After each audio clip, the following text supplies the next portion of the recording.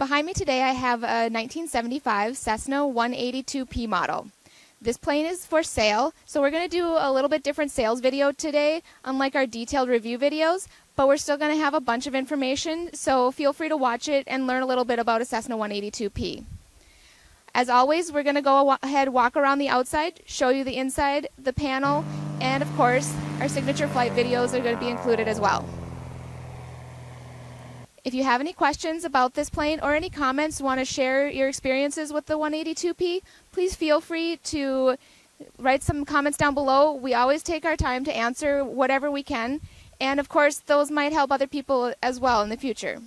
If you'd like to take a look at this particular plane that we have for sale, we've got a link below in the description to our website which has detailed photos and the logbooks and all of the specifications on there as well. We appreciate if you take the time to like our video and subscribe to our channel to get notifications for future videos that we post. We've had this airplane on a 1,400-mile cross-country flight. It is very stable, flies great, and actually on one of our recent flights we did 130 miles besides obviously the takeoff and landing. Everything else on that flight was flown hands-free, basically rudder control and the trim controls. Very stable. Even the climbs and descents were done using just the rudders and using our trim wheels. During one of our flights, we even had to land in front of a storm with 42-knot gusting winds. Obviously not recommended, but with proper power management and control of the plane, landed beautifully, really comfortable to fly, very safe. Absolutely love how this plane flies. This plane has most of the things that you'd actually like to find in a 182P. The paint is really nice, it's great looking, and you've got a really nice Garmin avionics package in there. Overall the interior is clean, nice condition. There's been a lot of upgraded parts recently, a lot of recent maintenance done. All planes obviously need maintenance, but some people like to sell them because maintenance is due. We go through, we check the plane in detail, do all necessary maintenance that we can find on it before we sell it. This is a great IFR platform. The annual is current and the IFR certification is also current. With the avionics package that you have in here and just how smooth and predictable this plane flies, it would be a great instrument plane. There's no damage history on it, and we've got all logs since new. Going back to the exterior of the plane, just take a look at the outside. You can see just how shiny the paint is. Overall, it's really clean condition. Hanging out at the hangar yesterday, we actually got a bunch of compliments on it from its condition from multiple different pilots. It's kind of important to have a great looking plane, especially taking your friends and family around for flights. You can see the tritone paint scheme, the white with the overall blue and red accents, very patriotic looking. I would rate the paint on this probably somewhere around a 7 or an 8. There are a few chips and imperfections if you look at it closely, but overall, clean condition. So if you watched our video on our Cardinal 177B, you'll see how much baggage you can fit in that plane. This one is actually bigger and has a higher weight capacity. You can put up to 200 pounds inside of here. If you take a look, there are two sections to it that they count, the front section and then the back section with what's called a hat rack. So you can put tons of stuff inside of here, both weight-wise and size-wise when you're traveling. Up here in the cowling you can see we've got LED lights, so we've got dual for both the taxi and the landing lights. The benefit of these is that they draw very low current, means that you can keep them on as often as you want or all the time while you're flying. Gives you better visibility for other people to see you, and especially when you're taxiing and landing at night in unfamiliar airports, gives you a lot better visibility down on the ground. Taking a look up here, we've got the Monarch fuel caps that have been upgraded. Originals aren't bad, but they do have a tendency that they can get water in them when they have heavy rains. This style is much better for it. Also, these tanks are the upgraded extended range 80-gallon fuel tanks. Okay, up here on the edge of the wing we can see we've got two vents here. These are for the air intake. It's a very simple design, but it basically pushes a ton of air inside, so even at 80 degrees when we were flying yesterday, it gives you a nice breeze inside. The Cessna 182P comes with a continental 0470S, 235 horsepower, horizontally opposed 6-cylinder motor. The 6-cylinder motor means that it is less vibration. Less vibration means less fatigue. And less fatigue means that it is easier and more comfortable to fly longer distances. This motor has only 976 hours on it since overhaul and great compression. We've got a few upgrades that have been done to it recently. The mags, as you can see in here, were installed recently along with a newer wiring harness. And then we also have an alternator back here that was installed, and then underneath the carburetor was done recently as well. Taking a look at the interior of this 182P, you can see that it's been completely redone. We've got leather seats, a little bit of wear to them, but overall clean condition. Both of the pilot's seats are fully adjustable with the back as well as the height, being able to go up and down. We've also got seat pockets over here. You can put lots of storage in here. This has all been redone. Everything is all the same theme all the way to the doors. Take a look at the back. Let's slide this forward. And you can see carpets, clean condition, all trimmed out. Everything follows a nice theme. These back seats are very comfortable with the way that they're cushioned. You've got a 4-place intercom system. You've got plenty of legroom, plenty of height. Only thing that I can say for sure is that there is, on this one, they've got the vent on the other side. There's a part missing. We could take a look, see if we could find one of those, but otherwise, headliner, everything else, clean condition on this plane. Taking a look at the panel on the 182P we've got here, it's a lighter interior upgraded panel so you can see the gauges, very clean, easy to see. We've got our standard 6-pack over here. We've got the clock over there, the timer probably needs a new battery. Down along the bottom, all of the lights and the circuit breakers. In the center stack here, we have a Garmin GMA 340 audio panel. If you like the Bluetooth phone connection option for music and other things like that, we can have that upgraded to a brand new PMA 8000 BT for about $900. The Garmin GNS 430 is a WAS GPS navcom with both the traffic and the terrain. A clean unit, easy to use for instrument approaches such as GPS, LPV approaches, things like that. You need to have that WAS unit. And this is coupled to the transponder, which I'll talk about in a second. Going down here, we've got our KX155 secondary navcom, digital with the flip-flop, so you can have multiple frequencies dialed in. And we've got here the Garmin 106 GL106A, and we also have the King KX165. So we've got dual CDI with the glide slope indicators, and those are tied into your COM1 and your COM2, your NAV1, your NAV2. Down to finish this out, we've got the Garmin 345. This transponder is in and out. It allows traffic that displays both on the 430 as well as on the 760, which I'll get to in a second. This is one of the top of the line. This is one of the top of the line transponders, and it has Bluetooth, so if you like to run with an iPad, you can also connect it to that as well through Bluetooth.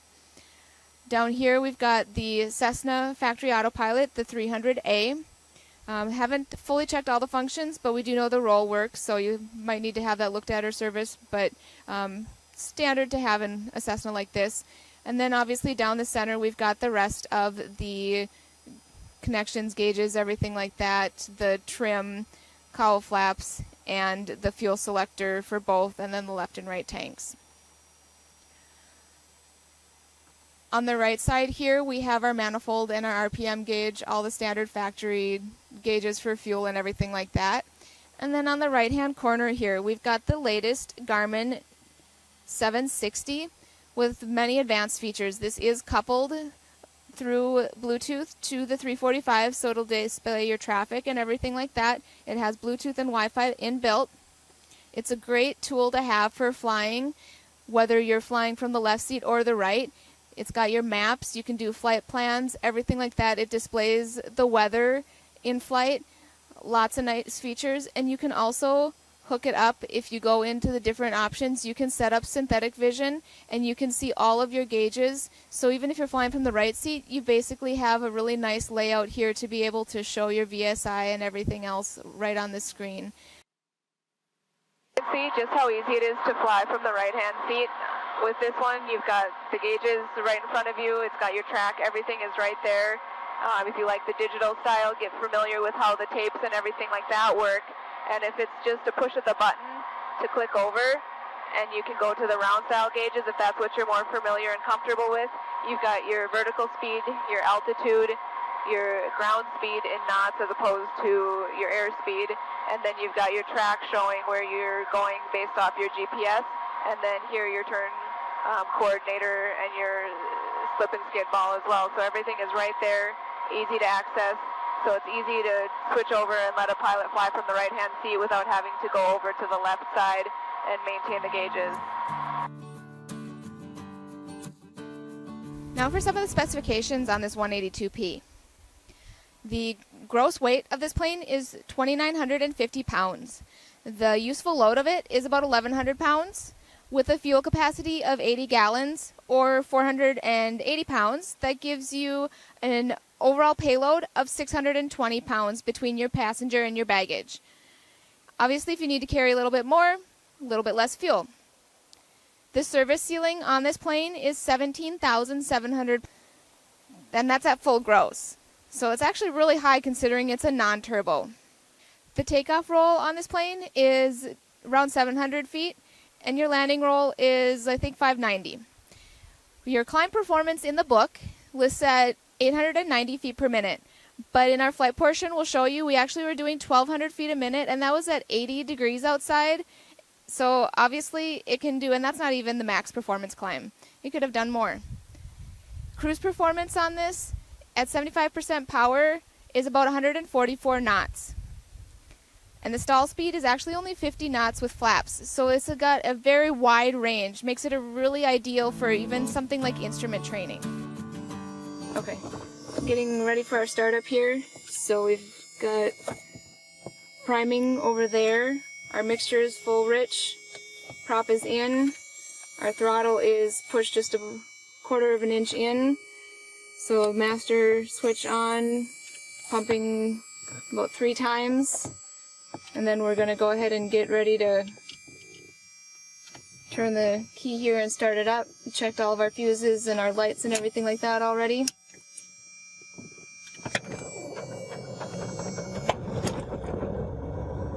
Turns right over.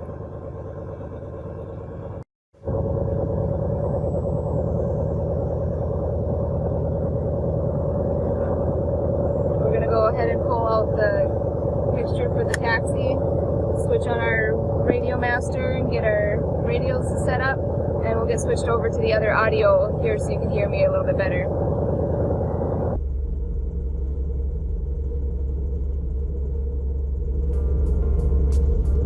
That was the left mag, right mag,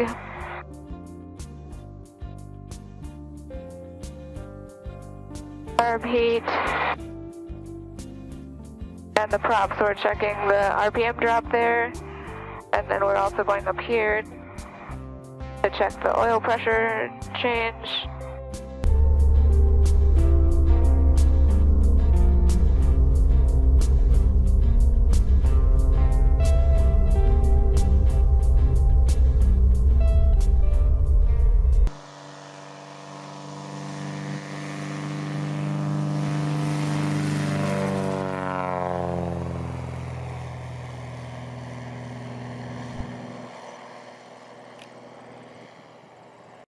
Alright, on our climb out here you can see full throttle. We are at about 12 to 1,300 feet per minute on our climb out.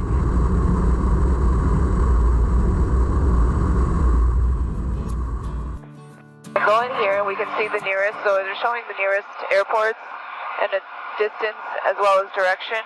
Gives you your Unicom frequencies, but you can also go in here and adjust it to the nearest waypoint or the VORs or even the NDBs. You've also got, what I like about it is the weather.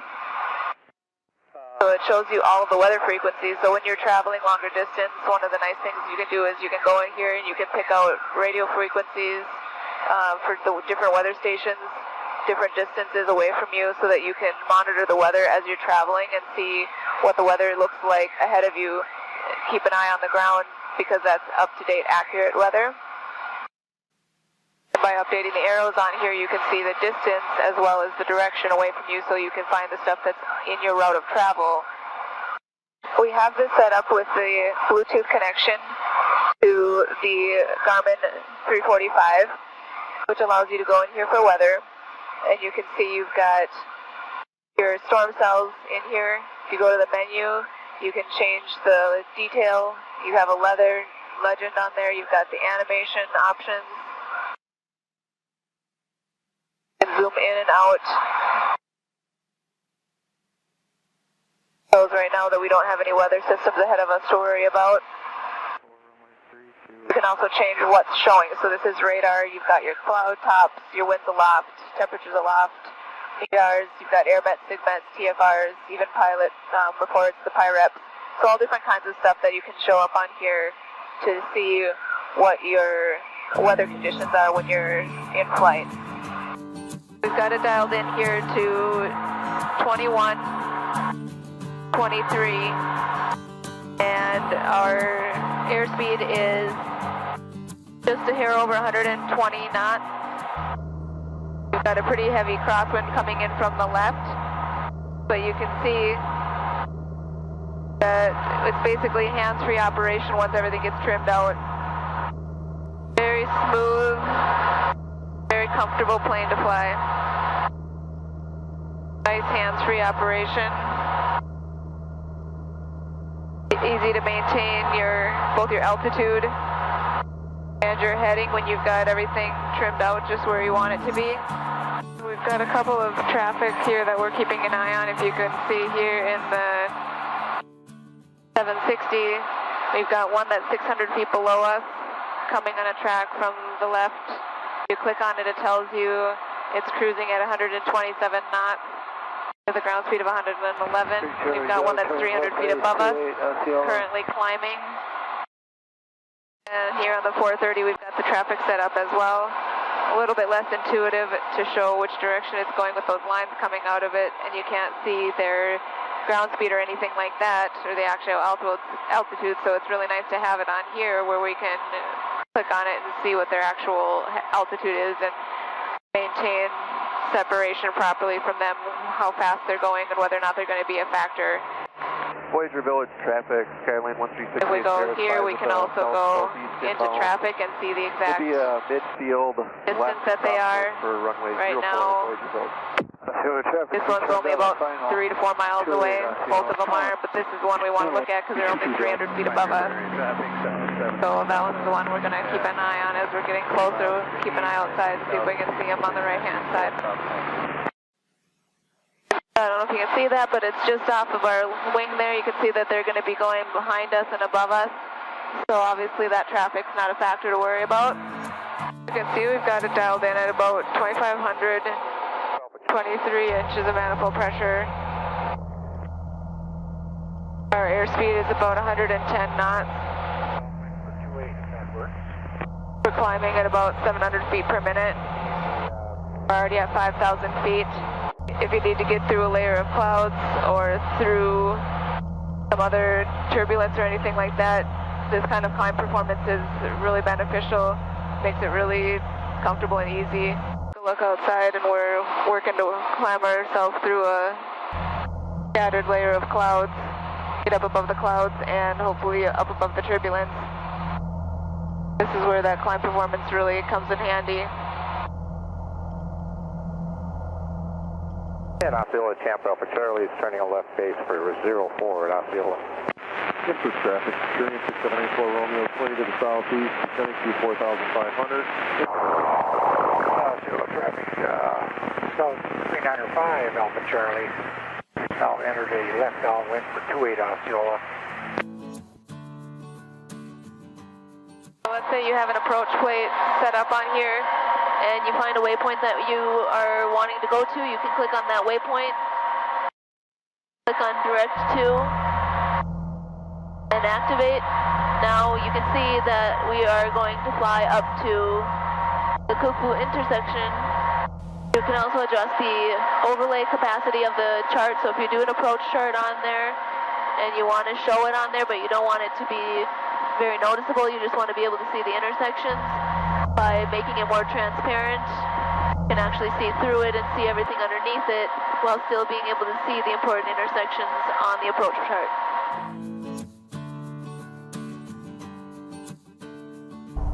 Fergus Falls traffic, Skylane 86 Mike, 2 mile final for runway 13, Fergus. Less than 2 miles out, we have pulled the power back. We're at a ground speed of 90 and continue our descent.